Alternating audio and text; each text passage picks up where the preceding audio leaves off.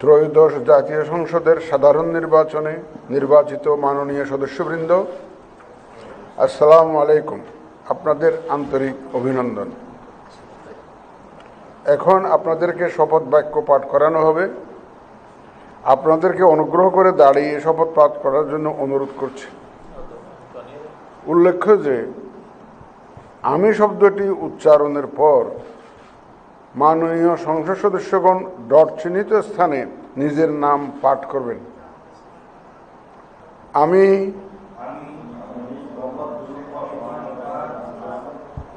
সংসদ সদস্য নির্বাচিত হইয়া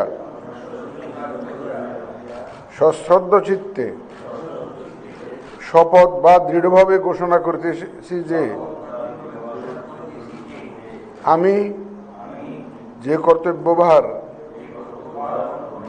গ্রহণ করিতে যাইতেছি তাহা আইন অনুযায়ী ও বিশ্বস্ততার সহিত পালন করিব।